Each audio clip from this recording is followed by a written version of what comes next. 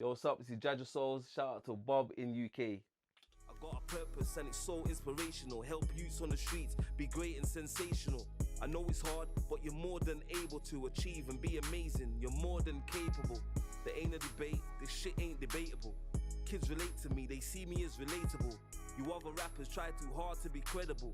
Instead of focusing on just being incredible. Real gangsters want out, we done some terrible shit. The society values a woman by the way she looks, and the society values a man by what he's got. And then we out here wondering and judging people and women for, looking a certain way on the gram, but then when you see them in real life, they look shit. Or man, like trying to act like a certain way, but then really and truly you have no your TV at home is on the cardboard box, yeah. So I'm just always thinking like before we like judge people for faking it, we have to really think about what do we value people on. And it's hard for a man to not value a woman by her beauty because that's important. And for us women, it's hard because for us it's important that a man got money. So it's like finding that balance. Majority of men do not go out with Hollywood-looking women. So that narrative is wrong. That's what I keep saying to people. That's a wrong narrative. That's a narrative that's pushed out because of social media and those things and because of TV. But the narrative on real life, if you walk on the streets, you don't see men with Hollywood-looking women. They just got normal, average women that they like. I'm saying to you, it's not what everyone's. I'm saying to you, that narrative's wrong. When people say, I say, well, that's a wrong narrative. That's a bullshit narrative. And when people say, oh, all these black men are with white women, no, that's only a small majority. If you go on the streets and you look, you see the bare black women, bare black men with black women. So if you go around the whole world, you'll see it. So it's only a narrative, like a small percent of men that are in the media that have white women, and they always show that man. That's why it looks like that. But if you go on the streets and in communities, you see, like around this area, most of the guys have got black girlfriends, and there's like 2,000 people on there, and 80% is black men and black women in relationships. So that narrative, what people pushing is all, they're saying to you, we've got to be careful. It's like when people say, oh, black men are not progressive. That narrative is dangerous because there's loads of progressive men. It's just the ones that the ones that we're pushing is the wrong narrative, a different narrative. So a lot of things we've got to be careful what we're pushing out as well. It's not the right narrative that's out there. It's just the one that's being pushed, the one that we're seeing mostly of. So we're seeing most of the black men with white women. We're seeing more of them in the media. So that's why we think everyone's doing that. I'm saying to you, the same for what you're saying with the women with the ones that look a certain way in social media, they look sexy or whatever, and in real life they don't look sexy. But there's also a large majority of women I know that are not on social media. There's women out there now, you say to them, on your Instagram, and say, no, I don't do social media. There's loads of women that do that. So that's what I'm saying. So that narrative again is wrong. I got guys that I know that they're doing well in life, they're not on Instagram neither. I'm saying to you, so that narrative, we've got to be careful, the narrative we're pushing. Everyone thinks that everyone just got Instagram, everyone's on it, everyone's on Facebook, all the girls are doing this. There's actually a large percent of girls that are just happy, they're in beautiful relationships, and they're not the greatest looking, but they've got amazing personalities, they're doing very well in life, and then they're really happy. And that narrative's not pushed. I'm saying to you, and the same for guys, there's loads of guys that are doing really well, looking after their children, got amazing jobs, amazing careers, looking after the woman in their life, and they're doing amazing. That narrative's not pushed out there. I'm saying to you, so the narrative that is pushed out there, we're then judging that narrative. I'm saying, so we've got to be careful what's pushed out there. I think we do that a lot. So what you're saying is correct with the judging, but it's the narrative that we're judging the narrative that's out there, not the real narrative. The real narrative is not what everyone seems it is, because there's loads of women, I know loads of women that they are comfortable with who they are. Like they're comfortable, they're not on the social media hype. A lot of the girls that are on the social media hype are young models and tots and bad bees and whatever, but we need those kind of girls. That's just how life is. There's those kind of girls. Yeah, there's that set, and what we do, we focus on that set and we judge everything on black women from that set of women. And that's wrong, because that's only a set of women. Same for men, there's a certain men out there that's like, they got the red bottoms on, they're flashing their money on. That's not black men, that's just a type of black men. And that's what people keep forgetting. That's a type of black man. That's a type of black women. And that's what we keep doing when we're judging that type of black woman on all women and that type of black men of all the men. I say to you, say the same, well, there's that type of black man and there's that type of black woman. So that's why I think there's that type of, that's my opinion on loads of those things. I think we're looking at the wrong narrative. Whose song was this the other day? I heard J Hus. I like J Hus's songs and that, but he's got a song says black boys have something. He said something about black boys have no organisation. That's a wrong narrative. I'm saying to you. That's a dangerous narrative to push. We're pushing out some dangerous narrative like that. So I'm organised. I own companies, and my friends all own companies that are successful. So that's a wrong narrative. I'm saying to you. So we gotta be careful with the narrative that we're spreading. So where are these narratives coming from? Because there's obviously an agenda of the Black community needing healing, improvement, especially because of our economical situation or position in society. So apart from all the history we went through, that obviously held us at the bottom of everything. But then also you have to think about the areas that we have to improve in. And often thinking about those areas of improvement, you then come up with those narratives. So do you believe these narratives are completely wrong, or we gotta be careful with the narrative. So see, for instance, this is what I say to this is my opinion. See that this old school thing of like, we know I was a victim of it as well. This we was this and we were slaves and we was all this and that. But see, after that now, it's been years now. We've had choices, and I think a lot of our community we've made bad choices. So the choices of what put us in certain situations and predicaments. We've had certain things. We've had people in our community that have been on the streets, that have been big drug dealers, that have had large finances, that didn't invest it right. They made bad choices, and that there's also drug dealers in the white community that made better choices, and then they invest in their community. And there's just choices. So we have to be careful what the narrative. Same thing again. The narrative that we're pushing out there is very dangerous. Like, this happened to us. That's bullshit. We had loads of time to change. So like, say for instance, in 10 years, you know what you can do in 10 years with organised planning and good choices. You make mistakes, of course, with choices and plans and goals within 10 years. You know what you can do in that 10 years. They can do a lot that can get done in that 10 years. So it's not about we gotta start taking accountability of our bad choices and stop. What we do, I think, in our community, we're quick to throw blame. It's always someone else's fault. It's never our own fault. Like bad parenting, it's someone else's fault. Our kids are wild, it's someone else's fault.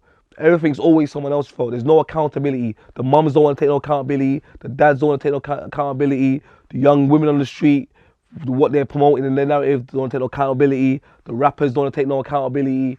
No one wants to take accountability. Everyone's just saying it's someone else's fault. And then in the long run, we're pushing out mad narratives like, our community don't own nothing. Our community ain't got no businesses. Our community ain't got that. So all the people I know that got businesses, who are they? I don't understand that. So when I hear everyone say no one's got business, I'm saying, but a lot of my friends have got businesses that are very successful. They're black. So I don't understand that. I speak to people in America and everywhere that also have businesses and they're very successful. And I speak to people in Africa that have business and they're very successful, and loads around the world. So I'm saying, well, this narrative is dangerous. Shouldn't we be pushing the narrative of the progressiveness that even if it's small, we done it. It's there. I'm saying to you, so say for instance, imagine, okay, say for instance, it's 60-40. 60 of the thoughts, bad bees, lost guys, craziness, black mad culture, all that's 60%, okay, cool. But there's 40% of go-getters, business people, on-point relationships, people educating themselves and learning. Would it be best for our people to promote the narrative of the 40% to our young people and to the outside world? And so what that does, it can inspire some more people from the 60%. If we get 20% of the 6% onto this, 20, even 10% onto there, we'll start making some improvement. I'm saying to you, what we're doing, we're focusing on the thoughts. Like, thoughts are thoughts. Like, bad bees are bad bees. Guys going Joe, whatever, there's always going to be that. We know, okay, cool. But why are we focusing on that then? Why not focus on our young leaders, our people that are making progressive moves? If we focus on that, we change the narrative. And that's what I'm saying to you. That's why we're not changing the narrative. We're focusing on the bad bees, the bad guys, and all the bad stuff. We're not focusing on nothing progressive. You hardly hear like, a young youth came from the hood, he done a business, he's a multi-millionaire, and that narrative is never pushed out there. So young kids don't hear about those stories because it's not pushed out. That's not a narrative no one talks about. I'm saying to you, I know loads of people. I know, that's what I'm saying. There's people out there now. There's footballers that have come from the hood that are footballers that are making mad money. That's a story. There's young musicians that have come out of the hood, from the hood, and they're young millionaires now, or they're making a lot of money. They're financially in a better position. That should be spoken about. There's young artists, property developers, young property developers that are doing really well. I'm saying to you, some of them are millionaires, some are not, but they're doing really well. Why is that narrative not spoken about?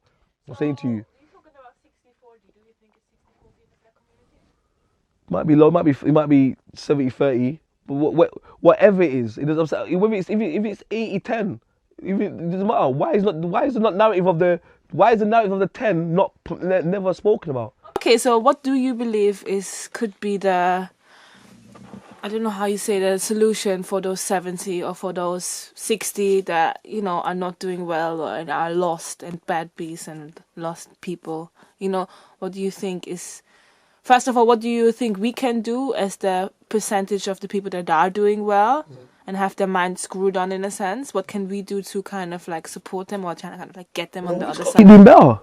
That's what I'm saying to you. This is what people focus on. This is what I always say to people. Like, if the more we progress and the more progressive you are, the more you're able to serve and help others.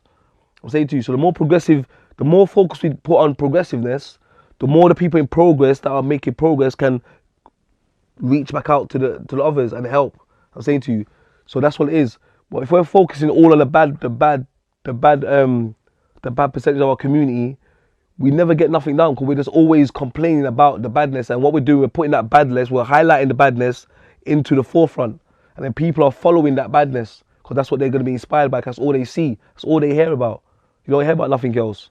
You just hear about constantly. I was caught up in that as well. That's why I'm not speaking of someone that I'm talking about. I was part of the 60% or whatever of the chaos. I was part of that. I used to blame everyone.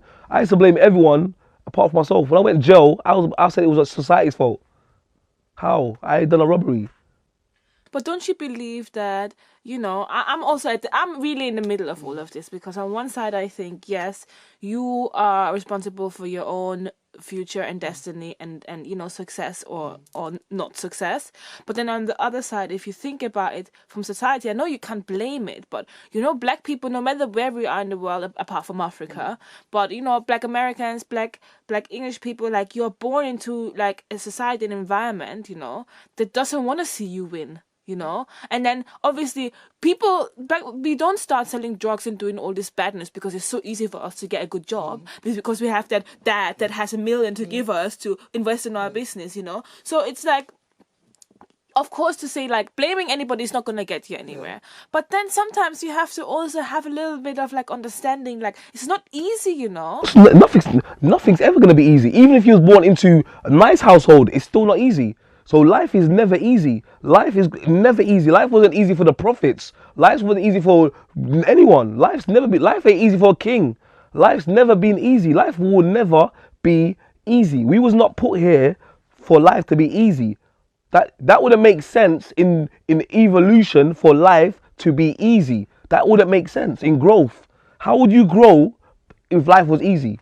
That doesn't even make sense. So why would it's not supposed to be easy. You go through these things and to shape things and to change things. That's the whole point of the process. So yeah, we're born into certain situations where it's hard. Yeah, it's hard. So we gotta now make choices to change that. So we're hard. So it's like if I go to prison, okay, I'm about to come out. I've got no money, no house, no nothing. I've got to put in a plan now to change that. That's what I'm saying to you. That's all it is. Like, what plan am I putting in place to change that? I'm saying to you, I can easily go out and then blame it as the prison system that put me out and they didn't give me no house to live in or no what's it called, no job or nothing. I can use that excuse. Cool, you can. You have a choice to use that excuse. I'm not saying you can't use that excuse. That's what you want to do. That's fine. So one person's gonna say, okay, you know what? I'm gonna blame the system. I'm gonna be mad at everyone. I'm gonna be angry. And then in return, I'm gonna go home. I'm gonna be upset with my girlfriend, and I'm gonna end up selling drugs. And that's that person's choice. Then you got another person that's gonna come out and say, you know what? I'm gonna find myself somewhere to stay. Try and find myself a little cleaning job, and he's gonna make different choices. And his life in the next 5 years is gonna go down a different road. So it's the choices you're making. That's what I'm saying. So life is gonna be hard regardless. Life's hard. Like, this is what it is. I'm saying to you, you have if you know you're in a hard position, you have the choice to then make life easy. I'm saying to you, you don't have that choice to make life easy, but life is just life. Life is just life. It's easy, hard, whatever. You got the choice to change it and make it what you want it to be. That's my opinion. I'm saying to you. So I think that a lot of us, we're blaming. We've all had money. We've all had money in our lifetimes. We could have got money. We've all had 10 grand or 5 or something. We could have went back and bought land. We could have done stuff. We've all had that opportunity. Our families have had it, but you didn't. You went and bought like Adidas and Reebok and that. So that's your problem. That's no one else's fault. That's saying to you, whose fault is that? That's no one's fault. If you've had the chance to go and buy stuff, you had the chance to go and do stuff. So that's just your own fault. Nike and Reebok or clothing was more important to us. It is what it is.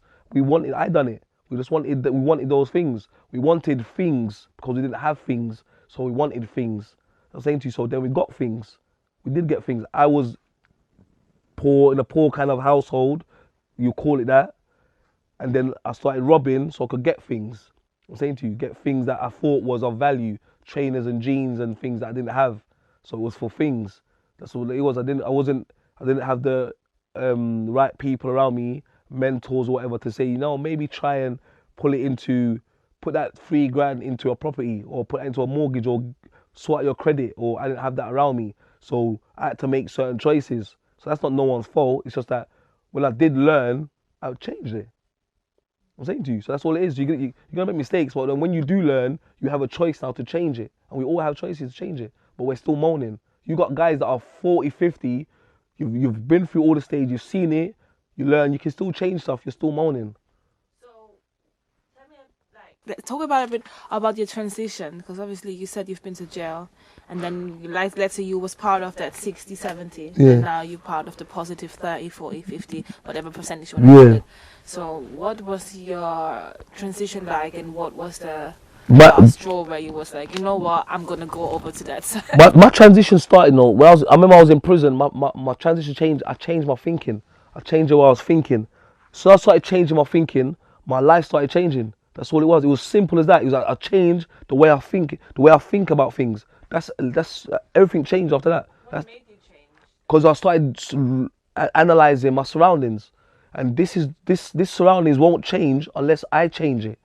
I'm saying to you, this happens. Like if I go back to my area, they're selling drugs, they're robbing, they're doing. That's what happens in that area. That's what I'm saying to you. That's what happens. If you go to the edge of the pool and there's kids running and jumping in, they're splashing. You're gonna get water wet. You're gonna get wet. Don't get wet. They say, why are you not splashing me, fam? You're sitting right at the edge of the pool. I'm saying to you, so you're gonna get splashed. I'm saying to you, that's the same as in the community. Right, you're going back to community. This was happening there. So okay, you got to find. You make choices to come out and change that dynamics, change that cycle. How can you change that? So that's when I started thinking, okay, how can I utilize what I've got in my community and make it and monetize off it and move forward with it. And that's when I started creating ideas in my head and little formulas, and so saying, okay, then my thinking changed. The minute I started doing that, my thinking changed. I started seeing things different. I started understanding things a bit more different. But I was still caught up in that cycle at that time. So I was still angry. Like, oh, look what they done to us. They made me. I went to jail. Came out when I was like, my last sentence. I came out when I was like 24, 25 or something. I was mad with everyone. They made me lose my teenage years. Society messed me up. Look what they done to me. I've lost a lot of time. I was still blaming. So even though I was making progress, I was still blaming. I wasn't taking responsibility. I was saying to you, only when I got in my 30s and I started seeing that I was going around in circles again, I realised it was my thinking, in my subconscious, that was still there. I was still blaming. I wasn't taking responsibility for my actions. I'm saying to you, and the minute I started taking responsibility for my actions, and now I could change. I'm saying to you, I could put in new thought processes and change my thinking onto a bigger scale, and that's when it really started changing. I'm saying to you, so that's when I started realising it's just the way we think. If you speak to most people, it's their thinking. When you let them talk, you hear the way they're thinking. That's what their business and everything is running off of, that thought process.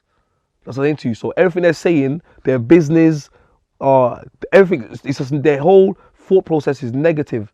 So then you got to think, that's why your business ain't doing well. That's why your relationships ain't doing well. That's why nothing's doing well, because your main focus is negative. Your main thought process is a negative thought process. So nothing's good going to come out of that. I'm saying to you, the minute you change that thought process to a positive one, your business will become positive, your relationship becomes positive, everything around you starts becoming because it's a reflection of you. I'm saying to you, you're the reflection, you're the boss. I'm saying to you, so how your company runs, look at the boss. Look at the person that's running, look at the staff in the team. That's what's running the company. I'm saying to you, you've got shit workers, shit boss, shit CEO, shit, your company's gonna be shit. Same thing. So if your thought process is negative, you're gonna project that same negativity into the things you're doing. And that's when I started understanding, like, I got to change the way I thought. I got to stop being mad at everyone, mad at my community. There was people that from other areas I didn't like. Why am I mad at them for? Why don't I like you? I don't even know why I didn't like some people. Like, that's mad. There were people from other areas, and I didn't like you growing up. Then when I got older, I thought, why don't I like him? I don't even know why I don't like you. Like, now I'm thinking back, why don't I like you? I don't even know why I don't like you. That is the dumbest thing. So that shows why certain things was happening in my life. Like, that alone is a dumb thing. How can I not like you? I don't even know the reason why. Am I liking you because you live? I don't like you because you live over there. Is that the reason? So that is a stupid, low frequency thought process. I'm saying to you, that's basically caveman days. I'm saying to you, so that process alone is what's causing problems in a lot of people's life now, even young people, females, male, that same thought process is messed up. That's when I kind of started changing. That was the kind of main change in my thing. So, can you talk a little bit about like the relationships between us as black people, and basically you're talking about not liking each other. You can call it black on black, like hate. You can call it tribalism. Even some people will call it tribalism. Like talk a bit about what we need to change in our interaction with each other as black people in order. In order for us to change our interaction with someone else, you first need to change your interaction with yourself and your thinking. Straight away. See if I have love for myself here, I automatically treat you differently. That's what I'm saying to you. That's what happens. A lot of people don't have love for themselves. They don't even understand. They don't even understand themselves. If I come out of my house not understanding myself, it's gonna be hard for me to understand or interact with you. That's how can I interact with you properly and show you love and respect if I don't even show myself love and respect? And that's what we is. A lot of us, I used to leave my house angry straight away. So I've left my house with a screw face and I'm angry. I was angry at everything. So how can I interact with you properly if I'm angry? I'm saying to you, that's what happens. So we've got to go back and start changing some of our behaviors in our individual selves first. We need to understand the power of love, the low frequencies and how to control our emotions and certain things. We need to understand all that first before we're not taught these things. But if we was taught those things from a younger age by our families or mentors or people, we will have a better interaction with other people, our community, and the world in general. Definitely, that's because we don't understand ourselves. So you can't how can you love your community or your woman or your man or your the world outside if you don't love yourself? So how do you think we can find that self-love? Do you think it has something to do with studying like your history as a black person, as Africans, or, because it's easy to say, oh, love yourself. But then, in a world where, we are constantly, I mean, now it's better. But, I grew up, you probably also grew up where black wasn't beautiful. I mean, I don't know because your dad is a Rasta man. But, but society, lots of people are raised by society, more than, because I feel like your parents were activists. So you've always, had that. But, lots of us, they don't, So that's what I'm trying to say to you. So that's all it is. So how can I grew up in the same place as my friends, and I understand black was beautiful to me. I've always loved black women. I always liked their hair, everything. That's because I was told something different. That's what I'm saying to you. So my thinking towards my black people was different from someone else's. At that point, when it comes to culture and the loving of who we are, I understood that, and that person didn't. But we are in the same place. So it's just that I got told something different. That's what it was. I'm saying that's how important the thought process is. That's how important what you think is. That's what I'm saying. That's as simple as that. We don't to find that we've got to start educating our young people differently. From if you're a mother or a father, you got to start implementing certain things into their thought process from a young age. I'm saying to you, showing them certain things about themselves as well, like about themselves and about the other world, and making them identify with themselves and love who they are. Like, well, that person over there is that person. That's how they dress. Like, what do you like? You're allowed to like what you like. Like, raw, you're allowed to like those trainers. Everyone else ain't wearing them, but if you like those trainers, you're allowed to wear them. If you like that jacket, you're allowed to wear that jacket. It doesn't matter if it's not in fashion. If you like it, you're allowed to wear that. And those things need to be shown to the young people from an early age. And then if that's not, say that don't always happen, and you get to an adult and you still haven't got that love in it, you've got to go and find that. You've got to go and search for it. Because those things don't just come on your lap. You've got to want to change. People have got to want to change. You can't just say, we need to change. No, you have to want to change. You have to want to see change. I'm saying to you, the change you want to see in the world, you've got to be that change. People just think that change is gonna drop on their lap. They're gonna pray and then change just drops on your lap and you open it and your life changes. That don't work like that. The change you want to see in the world, you be that change and reflect that change and push, have an agenda for what you're doing through your art, through your work, whatever, should reflect that change. And you be that change, and that will inspire others, and that will make an impact on your surroundings. And that's what we need to understand. I think a lot of people, go back to what I was saying at the beginning, we constantly just want things. We don't want to do nothing. That's lazy mentality. We don't want to educate ourselves. We don't want to read. Like we know. Say, okay, people say, things are in books. They've been saying that for years. Most people don't even want to read. Even now, there's access to reading. They don't even want to read. You can just watch a documentary. People don't want to. So it's not that the world's done anything. People don't want to do nothing. So that's their choice. That's their choice. When a lot of people are broke, that's the choice that they've made. They're okay with that. They're comfortable. A lot of people go home and they're comfortable. You speak to them, they're comfortable. They're like, yeah, I'm good. I'll just go and watch Coronation Street or go watch Netflix, smoke a spliff or whatever, and that's my day. I'm good. I'll do the same tomorrow. So they're comfortable. So if they're comfortable with that, you can't change that. That's they're allowed to have their free will and the choices. They're allowed to that. And then someone else will say, you know what? I'm sick of this shit. I need to change my shit. And then they will make change because they're sick of this same routine going round and round in circles. And that's just how I see things. And the only way change is gonna come is if you really want change. If you really want change, if a woman wants change, she has to be the change she wants to see.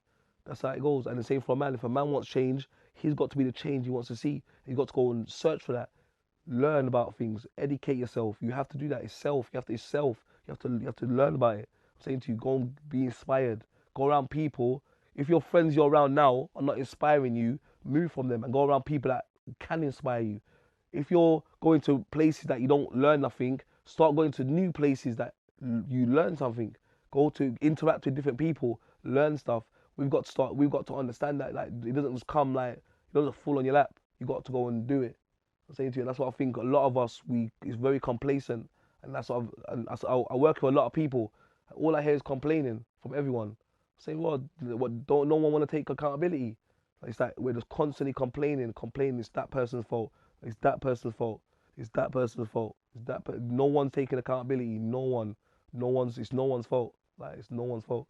So what do you think, talking about starting to install certain things in the children from young, what are the main three things you think we should be installing in our children from young? I think from young, if they understand different concepts of love, different ways, we've been especially shown love. We've been shown love in materialistic things. We've been shown love is always sold to us in chocolates, roses. We've associated certain things with love, like roses. If you buy a woman roses, it shows that you love her, you like her. You buy a chocolate, so you in love. You give her a ring, you love her because you want to marry her. Love is connected to things instead of love connecting to an energy and us. We haven't done that. So because we've done that, it's all out. Love is being told to us outside instead of inside. We haven't been shown inside, and then if we don't understand the inside, how can we show it outside? So that's when there's been a big problem with the love thing. I think people have seen it with things. A guy will say, okay, well, I love you, man. Look, I bought you a new car. It's associated with stuff. Yeah, it's not raw, it's not energy. Setting goals. I will never talk about, school don't teach no one about setting goals. No one gets taught about setting goals. People get to 60 and don't understand about goal setting. You're not taught to set goals. That's because they know that setting goals leads to improvement.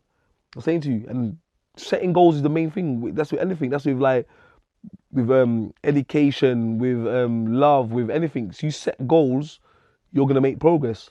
Go from 1 to 10. By the time you get to 10, you've made progress, and that's what happens. So goal setting, young people should be taught goal setting from very young to set goals, and while they're going through the goals, they should be taught about disappointment. That's what I'm saying to you. So young people we should be all told about disappointment. Like that's just how life goes. Like if you're on a sports day and you lose the race, you don't get a medal, fam. Like you just can't. That's what it is. First and second and third got a medal. That's position that get medals. If you come fifth, you didn't get a medal. So maybe if you train a bit harder in a couple of years, you might get third or second or first. This is how life goes. This is just how it goes. That's everything. So you work towards things, and you might set up a business and it might fail. That's cool. You've learned something. So you didn't take an L. You took an L in the lesson. You learned something. So you learned something. So now you know that don't do your accounts that way.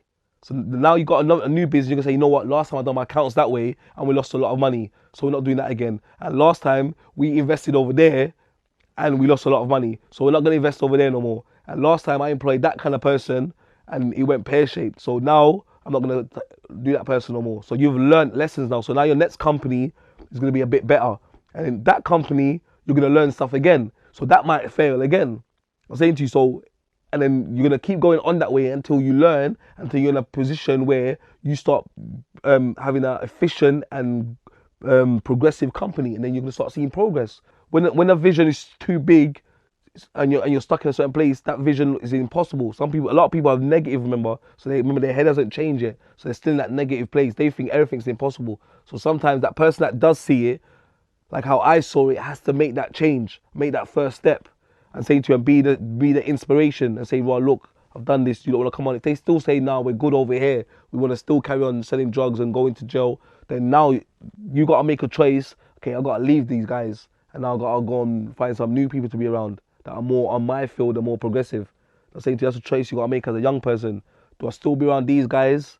Do I still stay loyal to them, not that I can go to prison or get caught back up in the gang stuff? Or do I transition and put myself around some new people? I'm saying to you, that's a choice. You have that choice to make as an individual. And I would tell young people to always put that choice to themselves. Like, look at your surroundings. Are these people gonna help me grow and progress? If not, move away from them. I'm saying to you, because that's how it is. That's straight. You have to make that choice for yourself. I'm saying to you, you have to say, okay, I need to grow. I need to make better choices. I need to live a different life. I want to make a better life for myself. So you got to move away from some people. You can't just sit around the guys that are being bummy. You can go, like, 9 times out of 10, if you move away to, like, say you was in England, you went to America for like 20 years and came back, those guys will still be the same. I'm saying to you, the girls will still be the same. Some of them will have babies or whatever, and then they'll just be in the same area, walking around doing the same thing. That's a fact. That always happens. I'm saying, so sometimes you just got to leave. And that's just how it goes. You can't just sit around for people just because they're negative and don't believe in themselves. That's not your fault. So if you believe it, you got to be one of those people that set a pace. And then if you open a business, you just got to make sure when you open a business, you do some kind of give back where you help people that you have to remember those friends, how they was. If you can do something that gives back to people like that to try and wake them up a little bit, then you do that. I'm saying to you, that's just how it goes. That's what's my advice. Okay. Talking a bit about, like, also the black community and the progress of our people, the relationship between the black woman and the black man is quite important in that. I personally believe.